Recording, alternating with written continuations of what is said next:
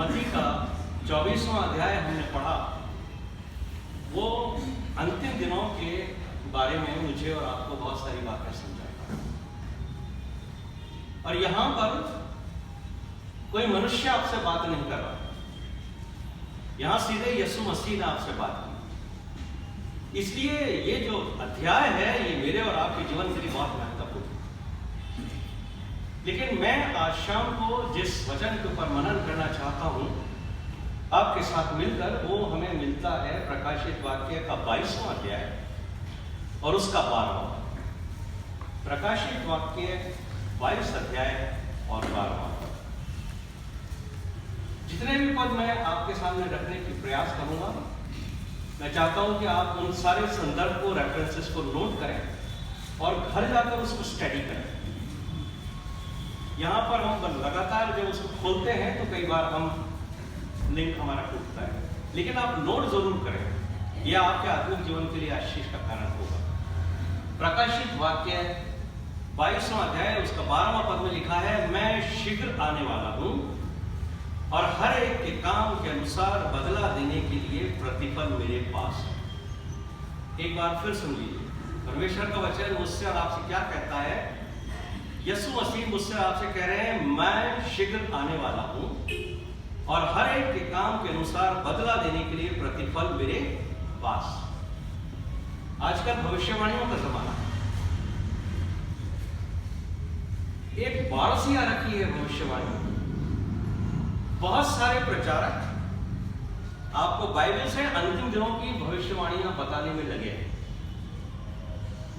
और आजकल कई प्रचारक, कई बड़े बड़े पासवान, बड़े बड़े लेखक पुस्तकें लिख रहे हैं।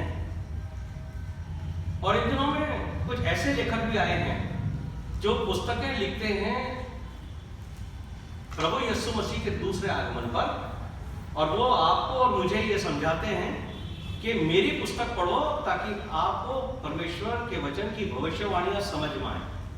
अगर आप हमारी पुस्तक नहीं पढ़ोगे तो आपको भविष्यवाणियां समझ में नहीं आएंगी। बहुत सारे आपने ऐसे मैसेजेस देखे होंगे जिसमें संसार में होने वाली घटनाओं को आप तक पहुंचाया जाता है। यरूशलेम में यह घटना हो गई है, पोलैंड के अंदर बादल के अंदर यीशु मसीह दिखाई दे रहे हैं, किसी चर्च में मदर मेरी की आंख से आंसू आ गए। ऐसे वीडियो क्लिप्स आपके पास आते हैं व्हाट्सएप पे, मैसेंजर पर, फेसबुक के ऊपर। ये सब वो काम हैं जो आपको प्रभावित करने का प्रयास किया है। बहुत सारे प्रचारक आजकल मेरे और आपके सामने अन्य धर्म पुस्तकों से श्लोक पढ़ते हैं, बहुत से रेफरेंसेस वो पढ़ते हैं कि देखिए यीशु मसीह के बारे में उस धर्म पुस्तक में ये लिखा है, इस धर्म पुस्तक में ये लिखा है। वो हमें दूसरी धर्म पुस्तक से प्रभु यीशु मसीह को समझाने का प्रयास करता है। और पिछले दिनों एक प्रचारक को मैं सुन रहा था YouTube के ऊपर, वो कह रहे थे कि ये जो रब्बी हैं यहूदियों के, उन्होंने 5000 साल पहले जो पुस्तक लिखी थी उसमें यीशु मसीह के द्वितीय आगमन के बारे में लिखा है, यीशु मसीह के आगमन के बारे में लिखा है। अगर आप उस पुस्तक को पढ़ोगे तो आपको यीशु मसीह के आगमन के बारे में समझ में आएगा। मेरे प्रिय भाइयों और बहनों, यीशु मसीह ने मुझे और आपको इस मत्ती के 24वें अध्याय में सब बातें स्पष्ट कर दी। किसी भी भ्रम में मुझे और आपको नहीं रहे। ये वो लोग हैं जो आपको अपनी बातों से प्रभावित करना चाहते हैं, ताकि या तो आप उनकी संस्था से जुड़ें या उनके YouTube को सब्सक्राइब करें, उनसे पूछें कि यीशु मसीह कब आने वाला है। ज्यादातर लोग ये कोशिश करते हैं कि आप बाइबल ना पढ़ के उनकी पुस्तकें पढ़ें। वो ये चाहते हैं कि आप उनकी पुस्तक खरीदिए, उनकी पुस्तक को पढ़िए, तब आपको बाइबल की भविष्यवाणियां समझ में आएंगी। बहुत से लोग आजकल अपने नाम के आगे प्रॉफिट भी लिखने लगे।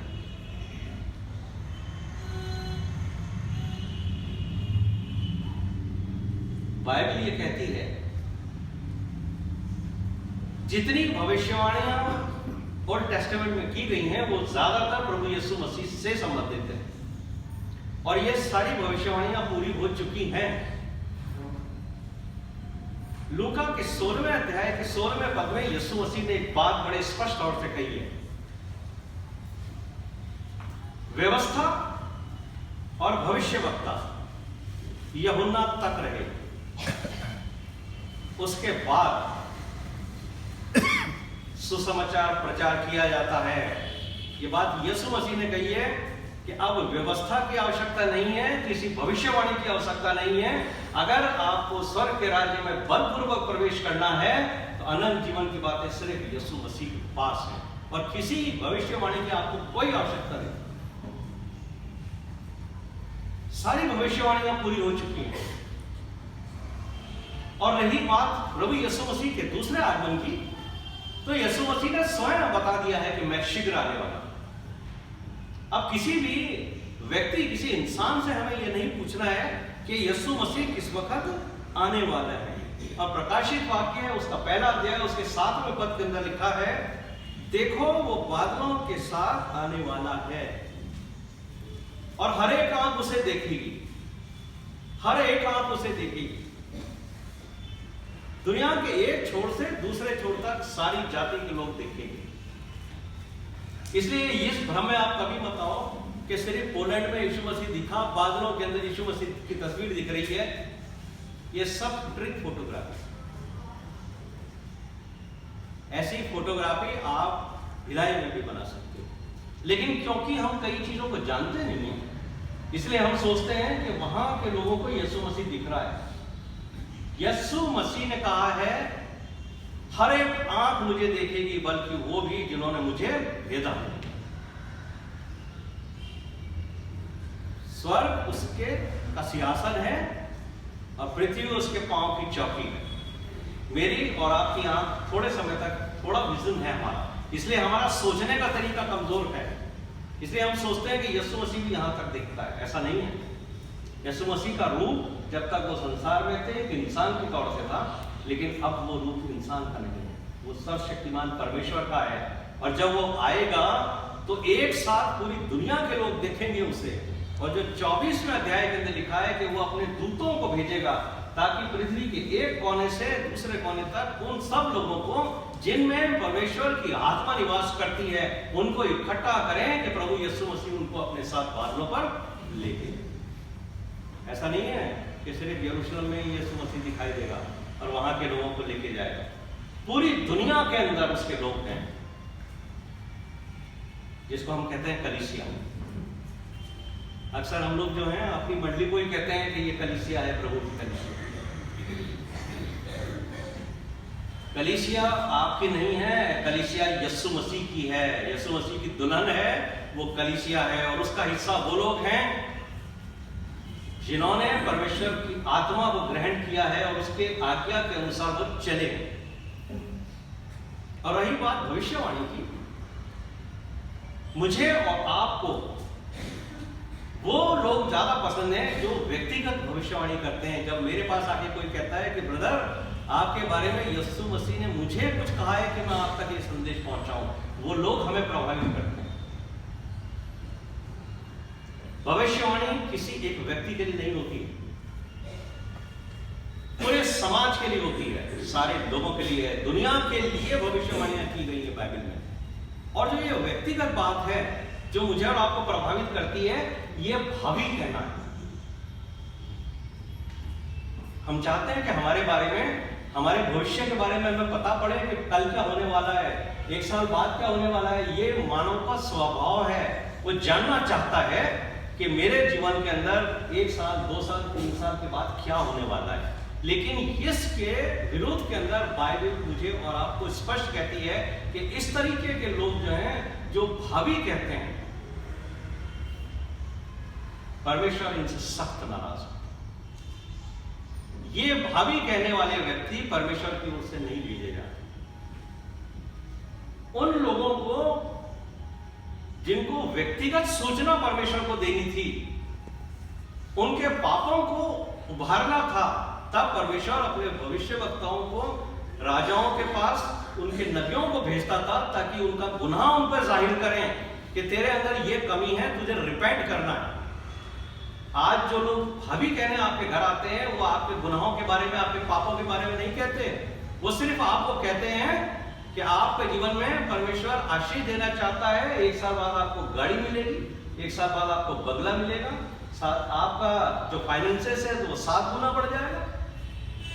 हर आदमी सिर्फ पैसे के प्रति इतना लालायित है कि वो ये चाहता है कि मुझे ये बताया जाए कि मेरा धन कब बढ़ेगा। और कई ऐसी प्रार्थनाएं आपके पास आती होंगी जिसमें लिखा है कि इस प्रार्थना को 20 आदमियों को भेजो तो कल सुबह आपको यीशु मसीह की तरफ से कुछ बड़ा चमत्कार आपके जीवन में होने वाला है। एक दिन में और एक रात में कोई चमत्कार नहीं होता। और एक बात याद रखना कि यीशु मसीह धन बटोरने, धन बांटने नहीं आया, बल्कि यीशु मसीह ने तो धनवानों से कहा तुम अपना धन दूर करो, ये धन तुम्हारे जीवन में रुकावट पैदा करता है। लेकिन हमें अच्छा लगता है कि कोई हमारे जीवन के बारे में बताए। और मेरे प्यारे भाइयों और बहनों, भावी के बारे में प्रेरितों का 16वां अध्याय उसके 16वें पद के अंदर पौलुस जब प्रचार करने जाते थे तो एक महिला उनके पीछे पीछे बोला करती थी। क्या बोलती थी? बहुत अच्छी बात कहती थी। वो कहती थी कि ये परमेश्वर के जन हैं, इनकी सुनो। कोई गलत बात नहीं कहती थी। लेकिन जब वो बार बार ये कहने लगी तो एक दिन पौलुस ने उसको झटका, उसमें से अशुद्ध आत्मा को निकाल दिया।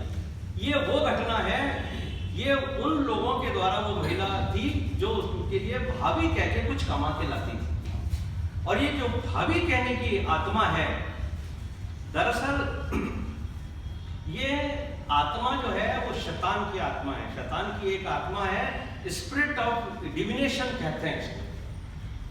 कई बार ये भाभी कहने